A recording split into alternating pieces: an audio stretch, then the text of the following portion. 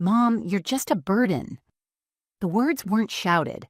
There was no anger in his voice, just flat, final disappointment. He stood in the kitchen doorway, arms crossed over his chest, while I held my suitcase in one hand and my purse in the other. For a second, I thought I had misheard him. I tilted my head slightly, waiting for the smile to break through his serious face, some sign that it was a joke, but it didn't come.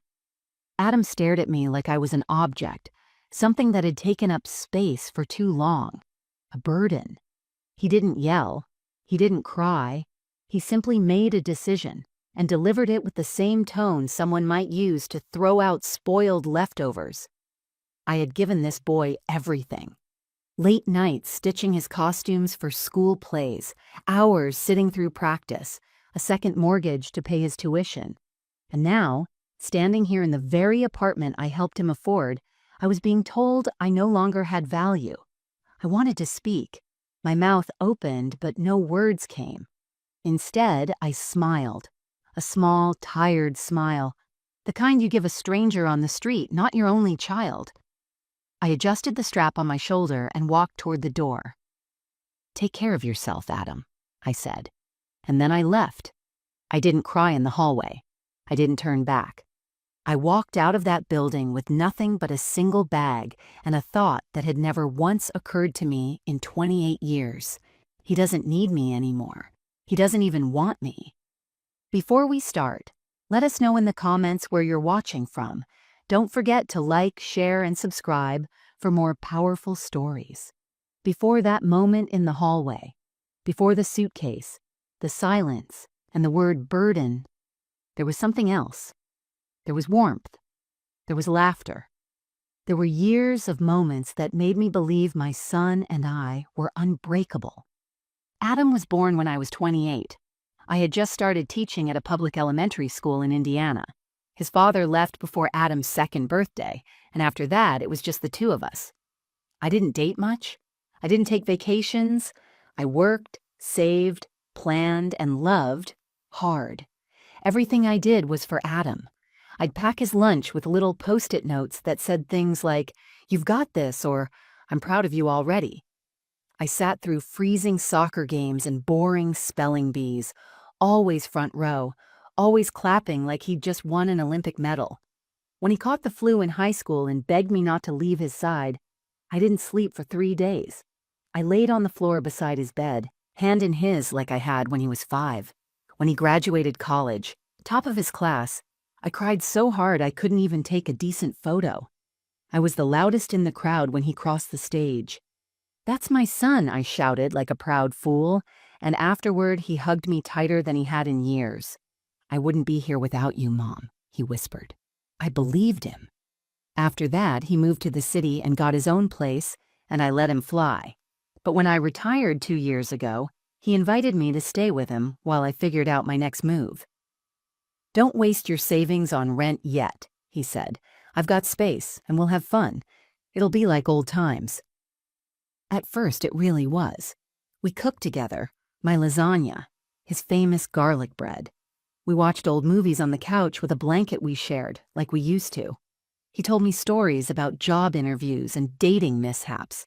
I laughed until my sides hurt.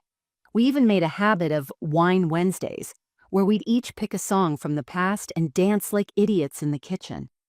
I truly thought we were in a new phase of our bond, two adults enjoying each other's company, leaning on one another. I was careful not to overstep. I gave him space, cleaned up after myself, helped out with groceries. I tried to be a blessing, not a burden. The thought that he might see me as anything less than supportive never crossed my mind. Then, slowly, things shifted. He started coming home later without saying why. The dinners became fewer, the conversations shorter, the movies went unwatched. I'd be sitting on the couch, his favorite pasta on the table, and he'd walk in and say, "Oh, I already ate." No explanation, no apology, just silence and a locked bedroom door. But I told myself it was stress. The job hunt, the economy, the pressure of adulthood. I'd been there too. I knew the weight, so I didn't push. One evening, I overheard him on the phone with a friend. He didn't know I was in the kitchen. Yeah, she's still here, he said. It's whatever. I mean, it's not ideal. I just need space, you know? It hurt, but I shrugged it off. I told myself I was reading into it too much, that it was a phase, that he didn't mean it. But even then, I felt it. Something shifting under my feet. The ground no longer felt safe.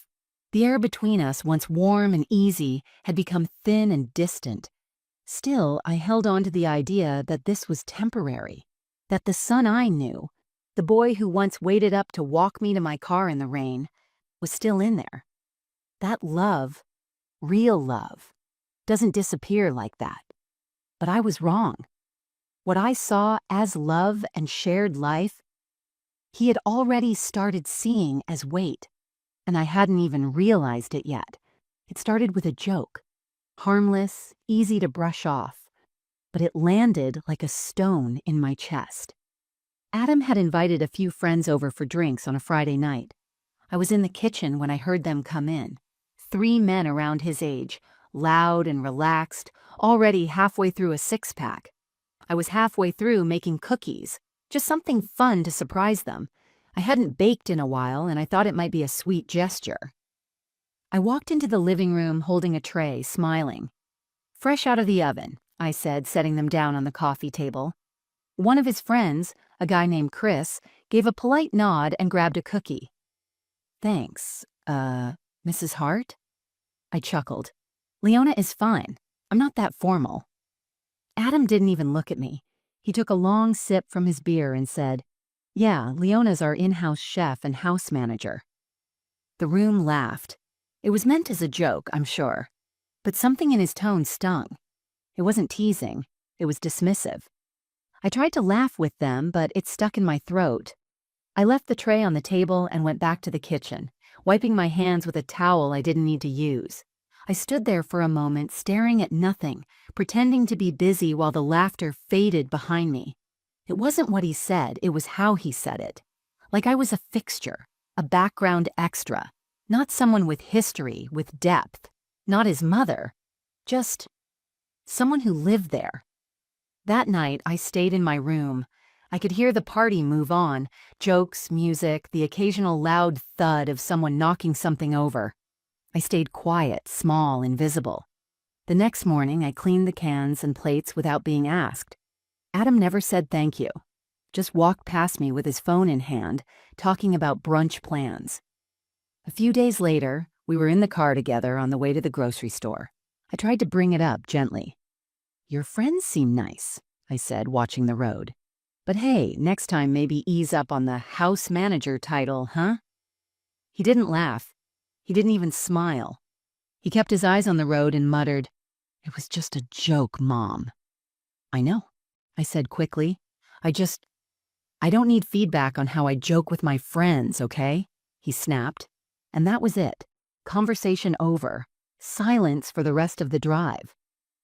I sat there, hands folded, looking out the window, wondering when he'd started seeing me as a problem to manage. After that, the jokes kept coming. "Don't worry, my mom will do the dishes. She loves that stuff. She watches old black and white movies every night like it's 1952. I call it the Leona Retirement Home. Cozy, but the rent steep, emotionally." Each time, I tried to laugh, tried to show I was cool, relaxed, easy to live with.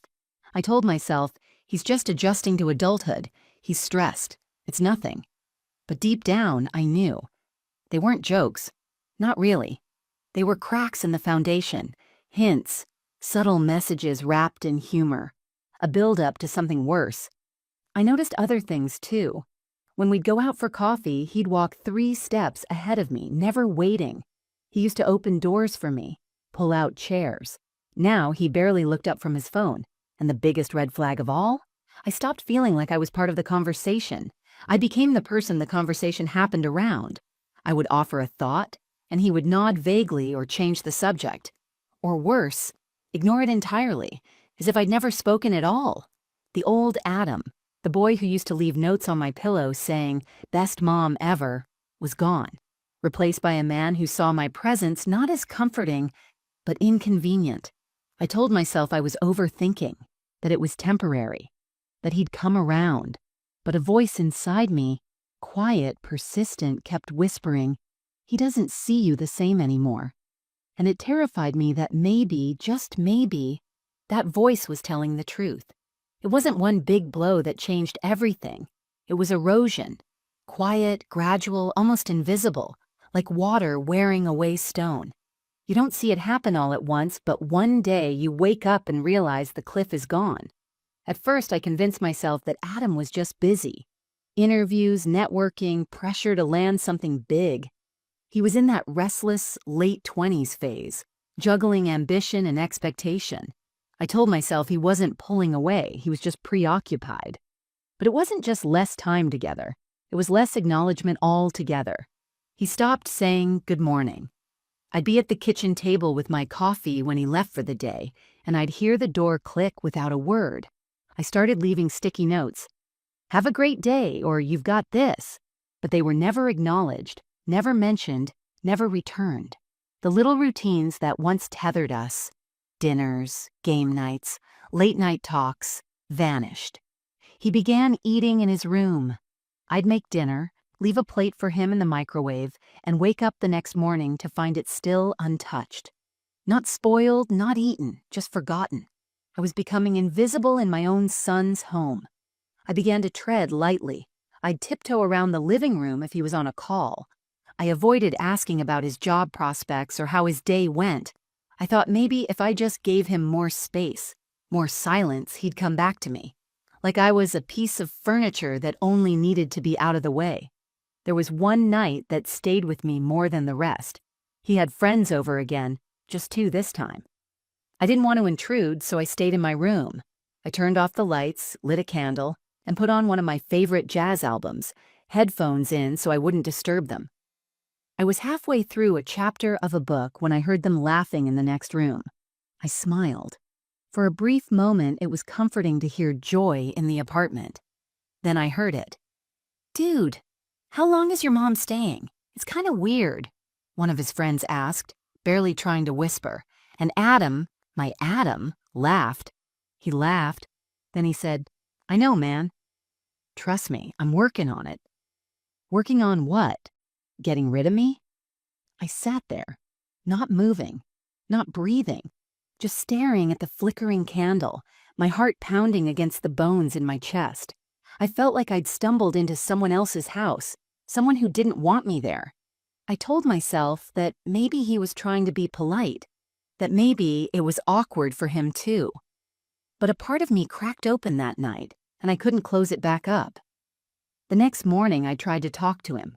I waited until he came out for coffee, stood in the kitchen doorway like I used to when he was little, and I had to ask about a bad grade or a broken rule. "Hey," I said gently, "can we talk for a second?" He didn't look up from his phone. "Kinda busy right now." "It'll just take a minute." He sighed hard like I was already exhausting him. "What?" I feel like maybe we're drifting, like you don't want me here." He looked up then, for the first time. "It's not that I don't want you here," he said. "It's just, I need my own space, and you're always around. It's like, I can't breathe." I nodded. "Okay, I understand." I walked away, quietly, carefully, as if stepping too loudly would make the fracture worse. But something inside me changed that day. I stopped leaving notes. I stopped making dinner. I kept to my room more. I smiled when he walked past, but it wasn't real. I became the ghost in his house. Every day I tried to remind myself that he was stressed, that I was reading too much into things, that this would pass. But deep down, I knew. I was no longer seen. Not as a person. Not as his mother. Not as anything at all. I always believed the most painful moments in life would be loud. Slamming doors, screaming matches, accusations hurled across the room. I was wrong. Some of the deepest humiliations are quiet, software, delivered with a smile in front of people who don't even realize something cruel has just happened. It was a Saturday afternoon, and Adam had asked me to join him at a coffee shop downtown. He said he wanted to introduce me to someone. his new friend, Taylor, a woman he'd met at a networking event. "She's smart, driven, kind of intense, but cool," he said, while I beamed at his excitement. I took extra time getting ready, ironed my nicest blouse, put on the scarf Adam bought me last Christmas. I even applied a little makeup for the first time in months.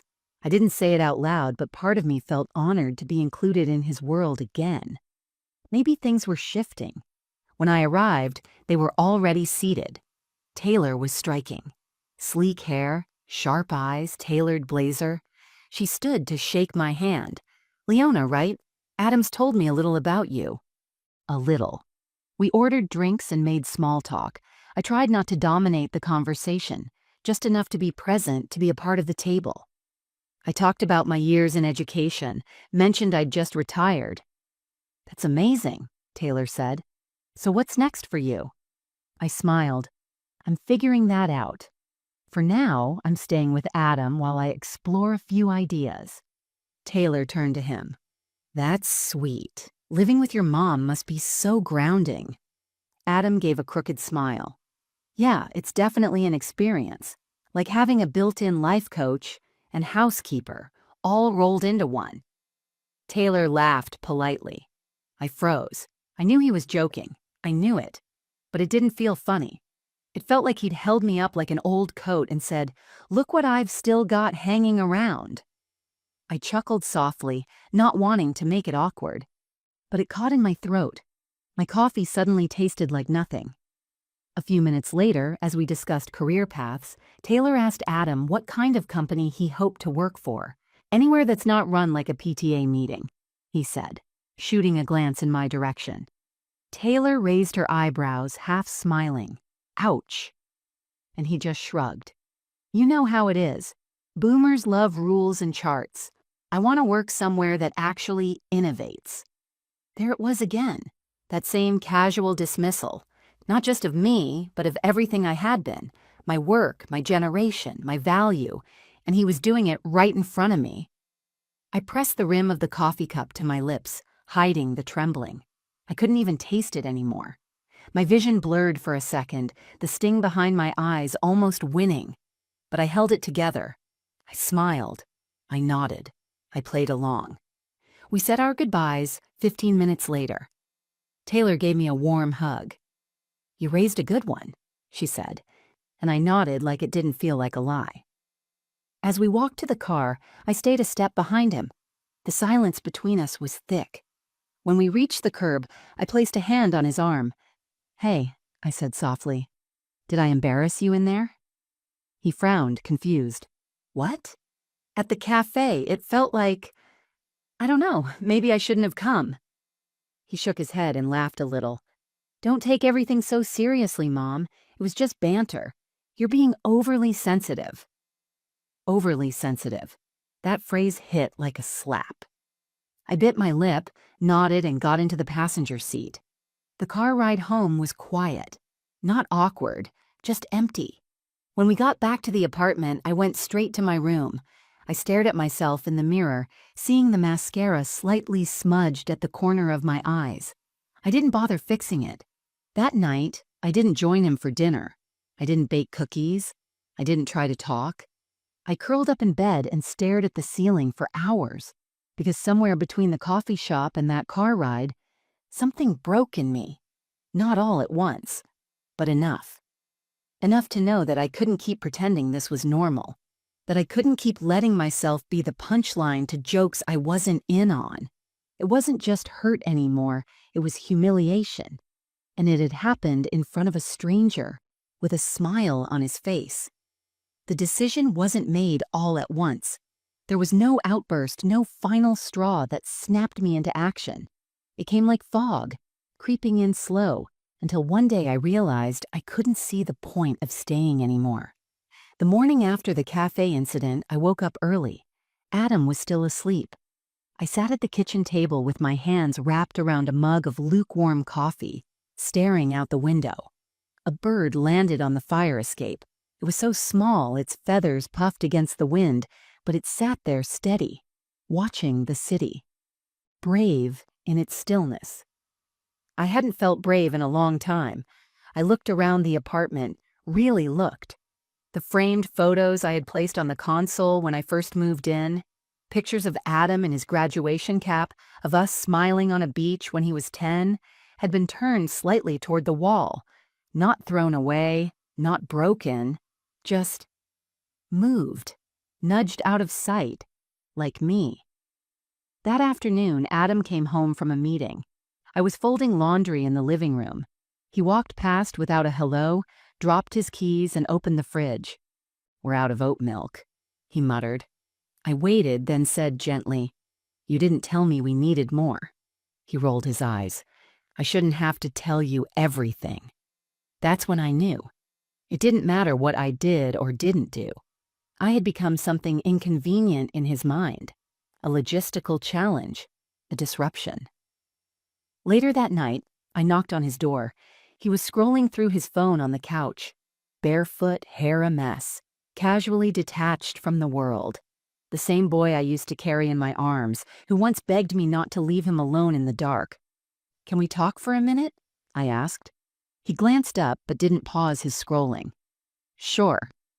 I sat across from him, hands folded tightly in my lap. "I've been thinking," I began slowly. "Maybe it's time I move out." His eyes flicked up, surprised. "Really?" I nodded. I didn't come here to be a burden, and I think maybe I overstayed what was meant to be a temporary stay. He didn't object. He didn't say, "No, stay a little longer," or "It's not like that." He just said, "Yeah, maybe that's a good idea." And in that moment, something shattered quietly inside me. I had given him an out, and he took it, gratefully. There was no fight, no pleading, no heartbreak on his end, just relief. He left shortly after that, probably to meet friends. I stayed behind and began packing that night. I didn't have a destination, just a need, to reclaim my dignity before it was gone completely. In the guest room, I folded sweaters into a suitcase I hadn't touched since my last vacation 8 years ago. Each item of clothing was a memory. The cardigan he'd spilled juice on when he was 5, the blouse I wore to his high school awards night. I folded them carefully, like I was burying something. The next morning, I made one last breakfast, quietly. Eggs, toast, black coffee. I didn't knock on his door. I didn't say goodbye. I left the plate on the counter with a sticky note that read, "Take care of yourself."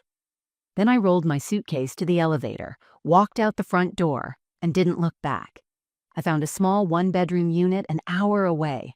Nothing fancy, just enough. The furniture was secondhand. The stove made strange noises when it preheated. The window didn't quite seal shut, but it was mine. There were no jokes about me being a housekeeper, no sideways glances when I talked, no tense silences when I walked into a room, just quiet, clean, empty quiet. And as painful as it was, that silence gave me something I hadn't had in months: space to breathe. I cried for 3 days, sometimes in bed, sometimes while washing a dish, sometimes just while staring at the wall, remembering how it felt to be dismissed by the one person I thought would always make room for me. But even in the tears, there was a flicker of something else. Not anger, not regret, a question. What now? I didn't know the answer yet, but for the first time in a long time, the question belonged to me, not to Adam, not to anyone else. And that was a beginning. Rock bottom didn't feel like a dramatic fall. It felt like waking up one morning and realizing the world no longer had a place carved out for you. The apartment was quiet, too quiet. The hum of the fridge was the only company I had most days. The ticking wall clock marked time like a metronome of isolation. I had moved into a ground floor unit in an old brick building in Westfield. The wallpaper peeled in places, and the heater clicked like it was clearing its throat. But it was what I could afford on my pension and leftover savings. A box of mismatched kitchenware, a used mattress on the floor, a secondhand TV that only got 3 working channels. The first night there, I sat on the floor with a bowl of cereal and stared at the blank wall opposite me. No photos, no frames, no warmth, just space. Empty space. It echoed. I went 3 days without speaking to another human being. Not a text, not a call, no visitors. I tried calling an old friend from work, Deborah, the school librarian, but it went to voicemail. "Hey Deb, just wanted to check in. New place, kinda quiet, hope you're well." My voice sounded foreign in my own ears. Even I could hear how hollow it was. I didn't cry much, not at first. The tears didn't fall the way I thought they would, in one big dramatic release. They came in strange places while brushing my teeth, while waiting for water to boil, once while standing in line at the dollar store, staring at a rack of birthday cards. It was a card that did it. One with a photo of a boy and his mom baking cookies. The caption said, "Thanks for always being there, Mom." I felt the sting in my throat before I even realized what was happening. My hands started shaking. I dropped the card and left the store without buying anything. That night, I sat on the floor in the dark and whispered to no one, "I don't think he'll ever say thank you again." I had spent nearly 3 decades of my life raising Adam. Every single choice, every sacrifice, every promotion I turned down, every weekend I gave up, was so I could be the kind of mother he deserved. And now I was here, alone, unwanted. There's a particular shame that comes with being discarded by your own child. It makes you question everything: your worth, your identity, your place in the world. I had always believed that love was unconditional, that motherhood, in all its complexity, was a kind of sacred, unbreakable bond. But now I wondered if I had just imagined that. One night, I walked down to the corner store to buy a frozen dinner. It was cold out, and the wind bit through my thin coat. A teenager passed me on a skateboard, nearly knocking me off the curb. "Watch it, Grandma," he muttered. Grandma. I stood there for a moment, watching his silhouette vanish into the dark. I wasn't even angry. I just felt small, forgotten. When I got back to the apartment, I didn't bother microwaving the food. I left it on the counter, crawled under the covers, and curled into myself like a comma. I thought about Adam. Was he even wondering where I was now? Did he care? Would he notice the difference between my silence and my absence? And then came the darkest thought. Maybe this is it. Maybe I've already had the best years of my life. Maybe this is what's left. No legacy, no purpose. Just long, quiet days and a name no one remembers to call. For the first time in my life, I didn't feel like a mother, a teacher, or even a person. I felt like a shadow on the wall, present but unseen. And yet, somewhere deep inside that quiet, buried beneath the numbness and grief, something stirred. Not strength, not yet, but the faintest whisper of defiance. A voice I hadn't heard in years. Mine. It didn't say much, just one simple thing: "You're still here." I didn't know what that meant yet, or what I was supposed to do with it. But for the first time in weeks, I listened. It was a rainy Tuesday afternoon, the kind of gray, soaking rain that makes everything feel heavier. I'd been cleaning out the last box I hadn't touched since the move, one I had shoved into the back of the hallway closet the day I arrived. It was labeled "Office," but inside was more memory than function. Old notebooks, a dusty stapler, yellowed Post-its, and a cracked ceramic mug Adam had made for me in kindergarten. It read, "Number 1 Mom," with the 1 painted backward. I held the mug for a long time, ran my fingers over the uneven glaze. I remembered the day he gave it to me, how proud he was, how he made me close my eyes as he pulled it from his backpack. Back then, I was a hero. I was someone he wanted to impress. Now I was a name he avoided saying out loud. I placed the mug on the table and kept digging. Beneath a pile of papers, I found it, a leather-bound journal worn soft at the edges. I hadn't seen it in years. I opened it slowly. The first page read, "Leona Hart's List, Things I'll Do Someday." The date in the corner was nearly 26 years old. I had forgotten about this. I'd written it during a weekend when Adam was visiting his grandparents. He was 8. I was 30. It was a rare 2-day break from being mom, and I had poured into this journal like someone planning their escape, but not from motherhood, from invisibility. I started reading. Travel alone to Italy and drink wine at sunset. Start my own education nonprofit. Take a pottery class, not to teach, just to learn. Write the book I never had time for. Build something that's mine, not for anyone else, just me. I flipped page after page, stunned by how many dreams I'd shelved, sacrificed, forgotten. I hadn't crossed off a single item, not one. The words didn't feel like mine anymore. They belonged to a younger woman, hopeful, vibrant, daring. Someone I used to be before life narrowed into a single lane called Mom. But one line made me stop cold. Take a risk, even if it scares me. I read it again and again. The words started to burn a hole in the silence around me. I closed the journal and sat back in the chair, staring at the wall as the rain tapped steadily on the windows. Something shifted in me. Not a revelation exactly. More like a slow awakening, like fog starting to lift over the ruins of a forgotten place. That list, those dreams, they weren't dead. I was still breathing, still here. I had time. Maybe not the kind of time I once did, but enough to start again. I thought about all the years I'd spent giving, pouring myself into Adam, into students, into everyone but me. I had always thought sacrifice made me strong, and maybe it did. But somewhere along the way, I had started believing that my value only existed in service to others. That if I wasn't needed, I wasn't anything. But I had been wrong. Because those dreams in that journal, they were mine, not Adam's, not the school district's, not the world's, mine. And for the first time in a long time, I didn't feel like crying. I felt restless, like something inside me wanted to move. I placed the journal gently on my nightstand and stared at it for a long time, not as a relic of the past, but as a map, a way forward. The rain outside slowed to a drizzle.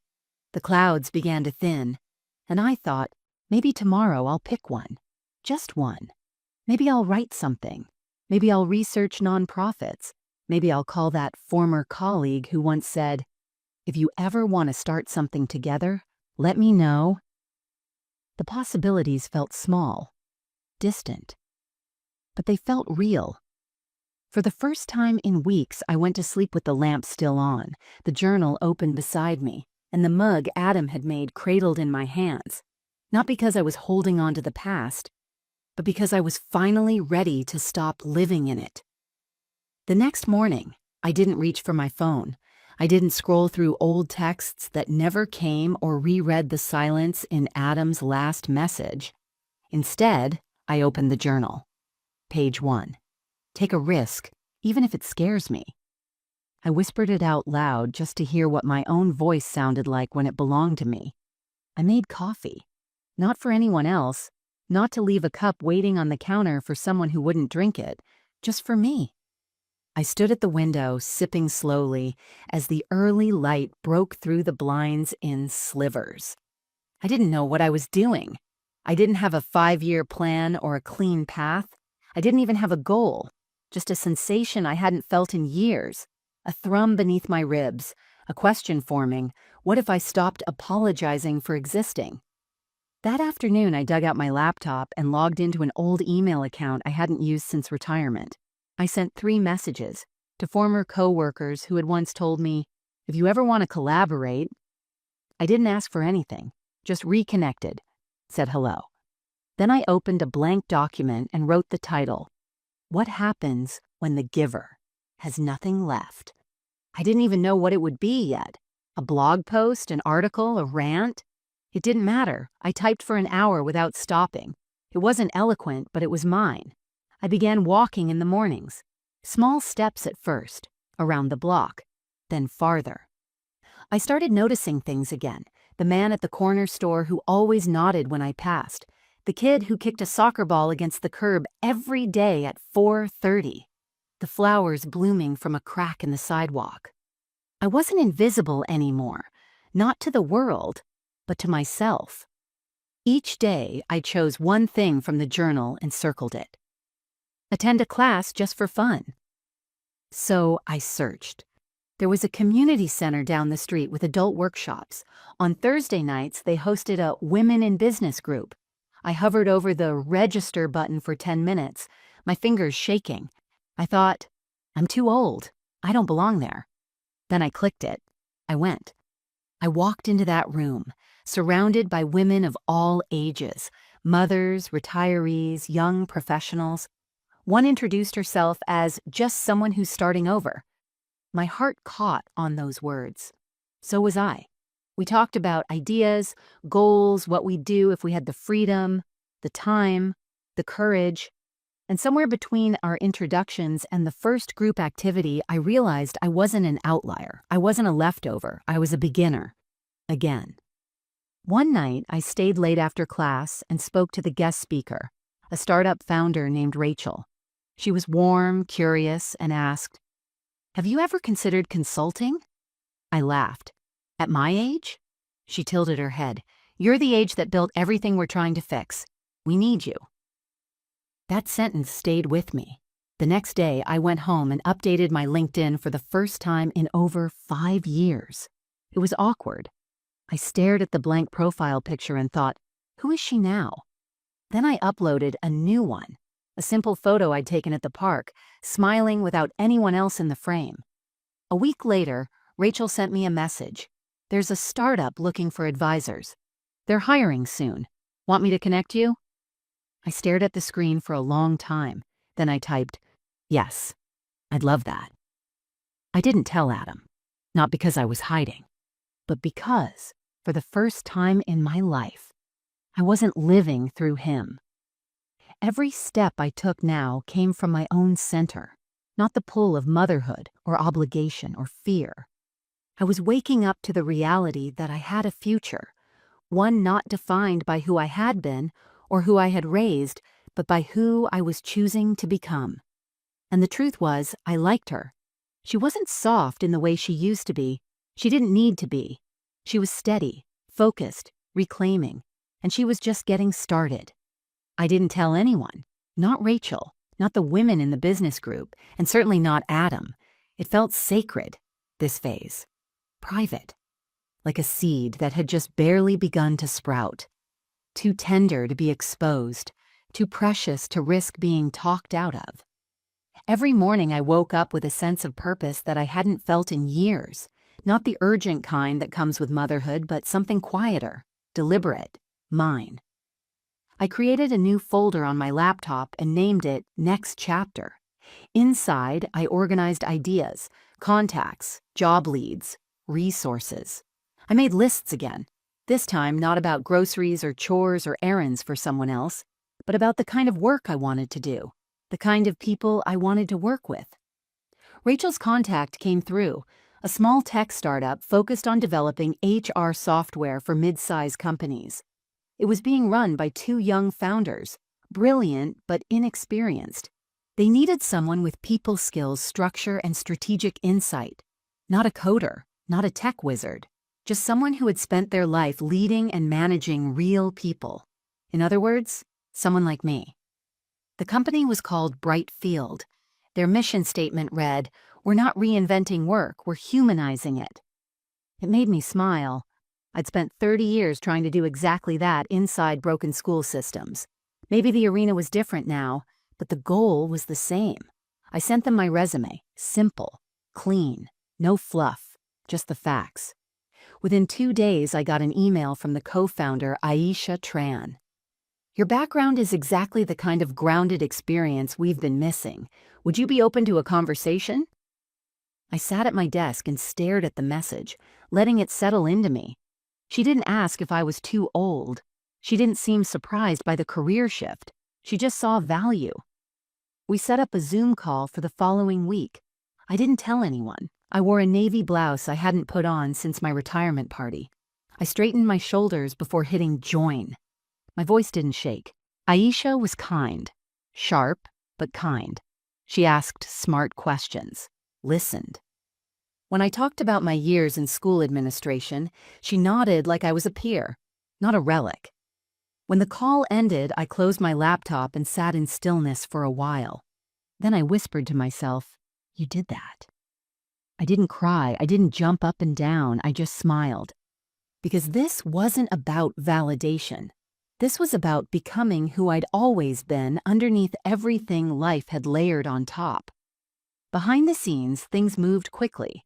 Within a week, they offered me a consulting position, 3 months to start. Flexible hours, competitive pay, full creative input. They wanted me to help them redesign their team onboarding process. I laughed to myself when I read the contract.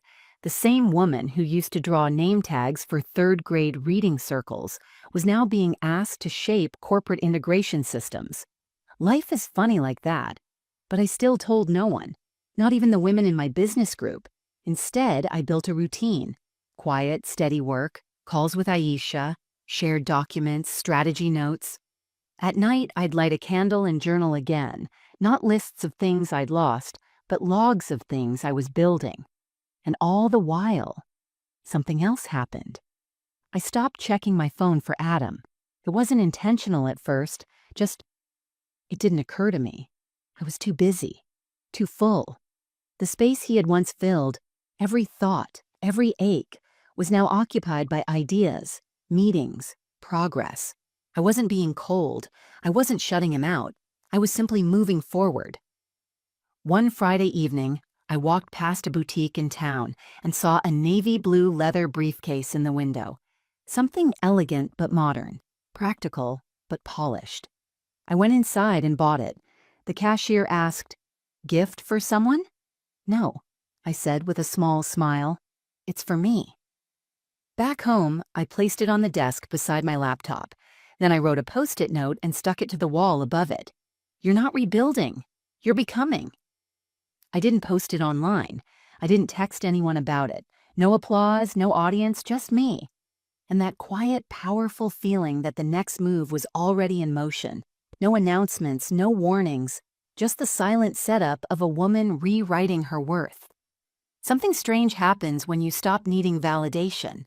You start attracting respect without even trying. The shift wasn't loud. It didn't come with applause or recognition. It started subtly, like a ripple under calm water. But I felt it, in my spine, in the way I stood straighter, in the way I took up space, not to prove something, but because I finally believed I was allowed to. Aisha sent me a message after our 3rd week of working together. "You've changed the way we think about structure. I can't tell you how rare that is." That night, I made myself a proper dinner, not just something frozen or fast, but roasted vegetables, lemon chicken, a glass of red wine. I lit a candle, played jazz on the speaker, and I sat at my small kitchen table, not to fill the silence, but to enjoy it. The version of me Adam had dismissed, lonely, outdated, just a burden, was gone. And then, almost like the universe couldn't resist the irony, it happened. Rachel texted me one evening with a screenshot, a LinkedIn post from a hiring coordinator at Brightfield. "Excited to meet with Adam Hart tomorrow, promising background, hope he's the right fit." Adam Hart, my son. He had no idea.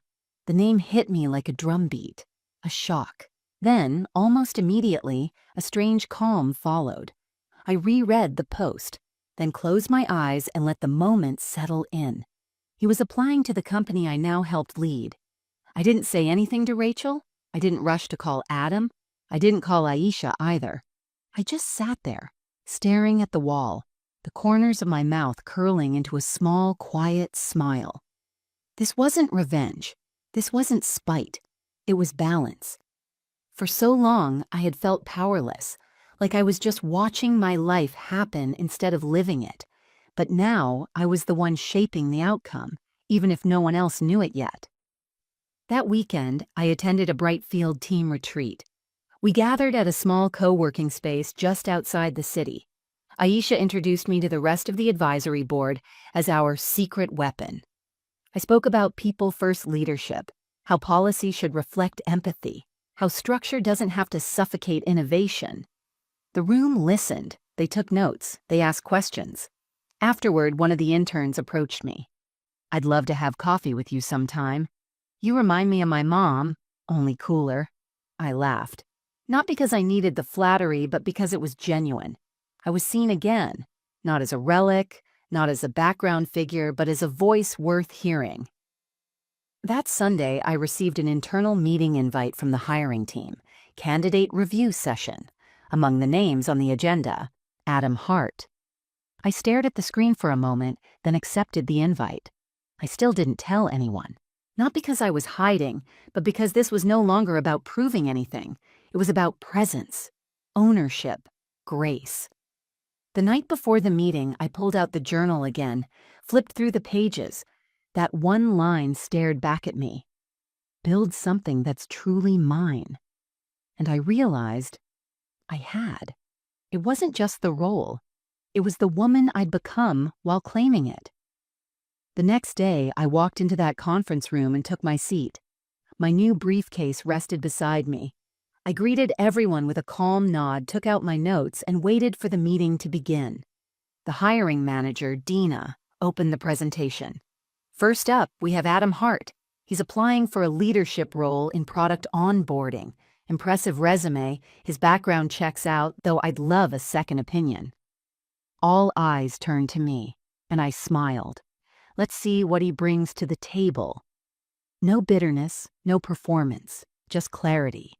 The room moved forward, and so did I, because the power had already shifted. Not because I took something from someone else, but because I finally stopped giving away pieces of myself to people who didn't know how to hold them. And without even realizing it, they started needing me more than I ever needed them. I didn't plan for the reveal. It wasn't some elaborate setup or vengeful power play. It was just the next logical step in the unfolding of everything I had quietly built. The day of Adam's interview, I arrived at the office an hour earlier than usual. The building was still stretching awake, sunlight warming its glass walls, the scent of fresh coffee drifting from the break room. I walked the halls with a calm steadiness, nodding at familiar faces, answering a few quick questions about an onboarding flowchart, and then heading into the conference room where the interviews would take place. It was all routine, all deliberate. I took my seat at the far end of the table. Not at the head, but not in the background either. I belonged here. Not as someone's mother, not as a guest, as a leader. When Adam arrived, he didn't notice me at first. He stepped into the room with the confident swagger of someone who had practiced his handshake and memorized bullet points. He was dressed in business casual, a collared shirt, pressed slacks, a sleek portfolio in hand. He smiled at the panel. "Good morning. Thank you for having me." I watched his eyes move across the faces until they landed on mine. His posture faltered for half a second. He blinked. Confusion crept in like a slow fog. Then came the disbelief. "Mom." I returned his gaze, calm and composed. "Adam, it's Miss Hart here." The silence stretched for a beat too long. He gave a nervous laugh. "Sorry, didn't expect to see you here." I smiled gently. "Let's proceed." He tried. I'll give him that. He adjusted his collar, cleared his throat, and launched into his pitch about how he wanted to help modernize onboarding practices, how he had ideas for integrating soft skills training into tech environments. He used all the right words. He was polished, rehearsed. But something was off. His rhythm was jagged. His eyes kept darting toward me, unsure of what I'd say or do. When he finished, Dina thanked him and looked to me. "Leona, any questions or thoughts?" I leaned forward, folding my hands. "Adam," I said, voice steady, "can you tell us about a time you had to collaborate with someone who challenged your perspective?" He hesitated. Sure.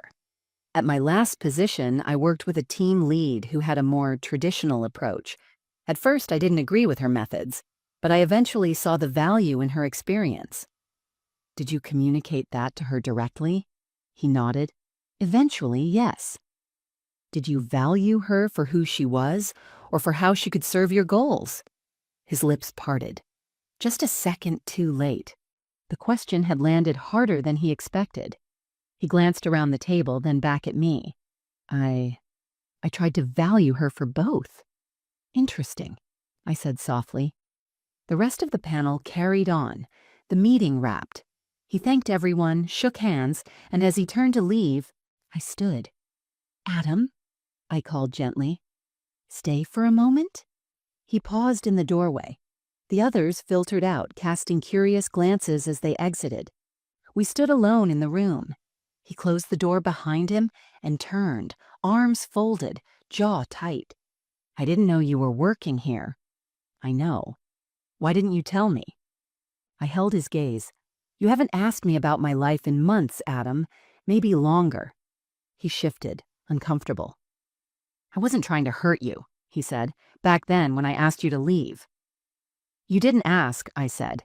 "You told me, and I left. Quietly, respectfully. But I didn't disappear." He exhaled. "I guess I just thought you were done." "No," I said simply. "I was just getting started." He dropped his arms, shame flickering in his eyes. "I'm proud of you," he said quietly, "even if I never said it." "I know." He looked down, nodding. "Will I get the job?" I smiled. "That's not my decision alone, but this company values accountability, respect, and growth. Think about how you've demonstrated those things, not just here, but everywhere." He nodded slowly. "Thank you." I walked to the door and opened it for him. He turned before stepping out. "You're different." "No," I said. "I'm just more myself now." And as he walked away, I didn't feel vindicated. I didn't feel triumphant. I felt free, because I hadn't reclaimed my power by shaming him. I had done it by standing fully in who I had always been. And this time, he finally saw it. In the days following Adam's interview, I remained quiet. I didn't bring it up in meetings. I didn't mention his name during performance evaluations. I didn't offer unsolicited feedback. I trusted the process. And I trusted myself enough not to interfere. But something shifted in him after that conversation. He sent a follow-up email the next morning, not just to thank the panel, but to take responsibility. He wrote, "I realize now that the people I once dismissed had far more to teach me than I ever allowed. I hope this role lets me prove that I've grown." Aisha forwarded it to me with a single line. "He's your son?" I smiled and replied, "Yes." And he earned that email all on his own. Still, I wasn't prepared for what came next. A week later, Aisha called a full leadership meeting. New roles were being finalized, updates to the advisory board, promotions, new partnerships. Everyone gathered in the glass conference room, the one with the skyline view that always made me feel like I was finally sitting in a life I had built for myself. Aisha stood at the head of the table, flipping through a printed agenda. "We have some exciting transitions," she said, "including a new permanent lead for onboarding strategy. We wanted someone who could blend structure with empathy, who understands both innovation and experience. And that's why, Leona, we'd like you to officially join the executive team as head of people operations." The room applauded. My heart thudded once, then again. I smiled, trying not to let it overwhelm me. I thanked her calmly, nodded at the others, and sat back in my chair, this time a little taller. After the meeting, Aisha pulled me aside. "You earned that. No debate." "Thank you," I said. "It means more than I can explain." She paused. "Also, we offered the onboarding coordinator role to Adam." I blinked. "You did?" She nodded. "He accepted. He starts Monday." I let that settle. The irony, the symmetry, the quiet poetry of it all. Adam would be reporting to the very department I now led.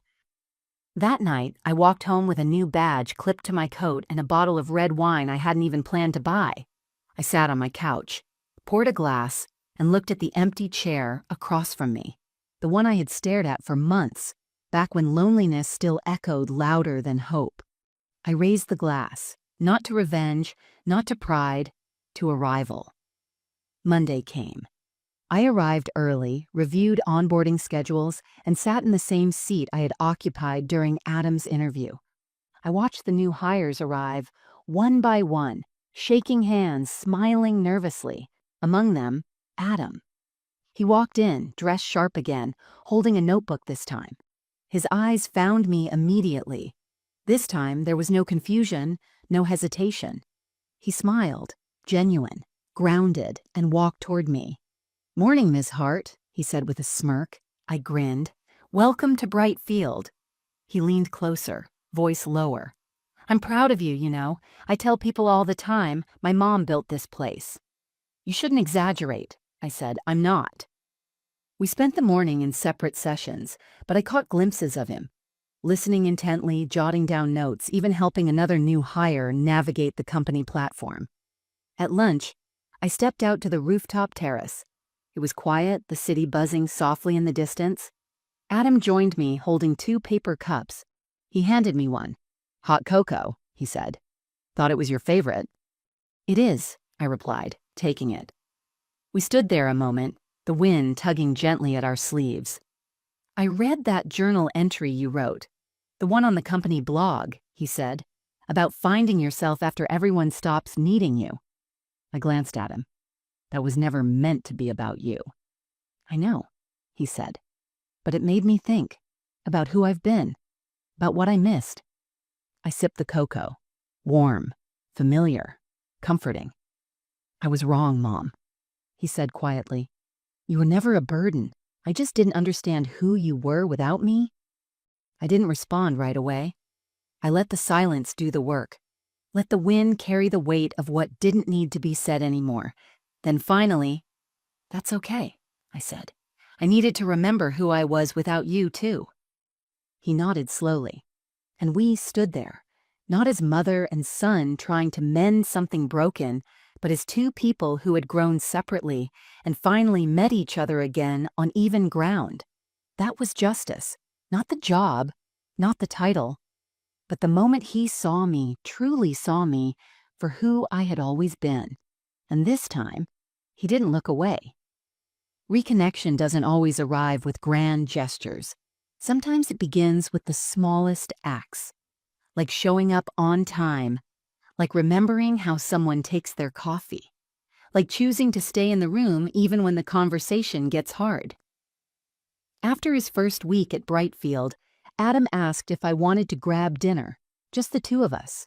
It caught me off guard. For months, we'd barely exchanged more than a few cold phrases, mostly transactional. But this was different. His tone was lighter, not cautious, not manipulative, just open. "Sure," I said. "Let's go somewhere quiet." We met at a little Mediterranean place I used to love when I first moved into the neighborhood. Candlelight, soft music, the clinking of silverware against warm plates. As we sat down, I realized how unfamiliar it felt to be across from him without the fog of resentment or the weight of expectations. He ordered for us both, hummus, grilled chicken, extra olives. He remembered. For a while, we talked like coworkers. Safe topics, Brightfield's culture, the onboarding process. But then the meal arrived, and with it, something shifted. Adam set down his fork and looked at me. "Do you remember the day you left my apartment?" he asked. I took a breath, nodding. "Every detail." "I didn't sleep that night," he said. "I just laid there thinking about all the things I didn't say, all the ways I made you feel small." I said nothing. I didn't need to. "I wasn't angry with you," he continued. "I was angry at myself for not having it together, for feeling like I was falling behind. And instead of owning that, I took it out on the one person who had always been there." I looked at him. Not the boy I raised, not the man I feared I'd lost, but someone in between, someone still figuring it out. And for the first time, I saw him not as a disappointment, but as a reflection. I had done the same thing, in my own way. I'd lost myself in him, in motherhood. I'd made him the center of my identity, and when he started pulling away, I'd felt erased. Maybe we had both hurt each other because we didn't know how to exist outside of the roles we'd built. "I didn't leave because I stopped loving you," I said gently. "I left because I needed to love myself again, because I had spent so many years showing up for everyone but me." I get that now, he said. I think I had to see you from a distance to really understand who you were. He reached into his coat pocket and pulled out something folded, a torn page from an old notebook. My handwriting. I recognized it instantly. You're not rebuilding. You're becoming. I found this in the recycling bin, he said. Before you moved out. I've carried it with me ever since. Didn't even realize I still had it until last week. I smiled, the ache in my chest softening. I always thought you were indestructible, he added. But I see now you weren't. You just never let me see the cracks. I didn't think I was allowed to, I admitted. I thought if I didn't hold everything together, everything would fall apart. He looked down. I wish I had seen you earlier, as a person, not just Mom. The word landed softer than it used to. You're seeing me now, I said. He nodded, eyes misting over. I know we can't go back, he said, but maybe we can build something new, something better. We already are, I told him. We finished our meal in easy silence. No rush, no tension, just two people learning how to speak to each other again. As we stood to leave, he hugged me, longer than he had in years. Not a polite embrace, not one out of guilt, a real hug, the kind you give someone you're not afraid to lose again. We walked out into the crisp night air, and for the first time in a long time, I didn't feel like I was walking alone. I didn't need his approval anymore. I didn't need his apology either. But receiving both? It felt like grace. And grace, I realized, was what happens when healing no longer needs to be explained, just received. The past hadn't disappeared. The pain hadn't vanished. But something new had taken root between us. Something quieter, stronger, not dependence, not forgiveness even, just understanding. And from there, peace. It was a quiet Sunday morning. No meetings, no emails, no to-do list scribbled on the back of an envelope. Just me, a cup of coffee, and the early light spilling through my living room window like a quiet kind of gold. The apartment still had its imperfections, paint chipping in one corner, a radiator that hissed like it had secrets. But it felt like home now, not a hiding place, not a temporary fix. A home, one I had built, one where every picture frame, every mug, every creaky floorboard belonged to the life I had chosen. I sat on the couch, the journal open on my lap, thumbing through pages I had once written in desperation. Pages where I'd tried to remember who I was outside of being someone's mother, outside of being needed. I reached the end and smiled. Some of the items were now crossed out. Start something that's truly mine. Take a risk, even if it scares me. Become someone I'm proud of. That last one wasn't even on the list at first. I had added it in pencil during a particularly hard night, unsure if it belonged. Now it was underlined. There's a moment after a long storm, right when the clouds part and the sun filters through, when the air smells like a second chance. That's what this chapter felt like. Not a triumphant ending, just the beginning of something steadier, quieter, stronger. I didn't need applause or approval anymore. I didn't need to be rescued or validated. What I needed, what I had finally given myself, was permission. Permission to be whole, to be more than someone's mother, more than someone's afterthought, more than a memory in a hallway or a burden in a kitchen. I was Leona Hart, a woman who had been underestimated, overlooked, and temporarily broken, but never erased. And now, I was fully here. I had a job I loved, work that challenged me and lit me up. I had colleagues who respected me. I had purpose again, not because someone handed it to me, but because I carved it out with my own two hands. And Adam? He was doing well, really well. He asked questions in meetings now, listened deeply, offered solutions without trying to impress. He even started mentoring one of the newer hires. I watched him from a distance, not as a mother hoping to be noticed, but as a leader witnessing growth. We spoke regularly, had lunch once a week, Sometimes he'd call just to talk about life, about work, about books or podcasts he thought I'd like. We weren't back to how things were. We were better, wiser, kinder. But the biggest shift wasn't in him, it was in me. Because for the first time, I didn't orbit around someone else's needs. I didn't shape my life around who I was to other people. I moved from my own center. One afternoon, while organizing files on my desk, I found that old sticky note, the one I'd posted above my laptop when I started consulting. You're not rebuilding. You're becoming. I pressed it flat, smoothed the edges, and placed it in a small frame. Then I set it on my bookshelf between a hardcover business journal and a photo of Adam and me from a family vacation years ago. Both belonged there. Both were pieces of me. That evening, I went for a walk through the neighborhood. The air was crisp, the sky painted in streaks of lavender and orange. I passed by the corner store where I'd once felt invisible, the bus stop where I used to sit and wonder what came next. Now I knew. What came next wasn't a final destination or a perfect life. It was more mornings like this, more evenings of peace, more moments of choosing myself without guilt. And as I stood at the top of the hill, watching the last light dip behind the skyline, I felt something I hadn't in a long time. Stillness. Not silence, not loneliness. Stillness. The kind that comes when you stop running toward love or away from pain and simply stand in your own truth. I took a breath, full and deep, and let it go. No more proving. No more apologizing. Just being. And in that moment, I realized I hadn't been lost. I had only been waiting. For this. For me. For now.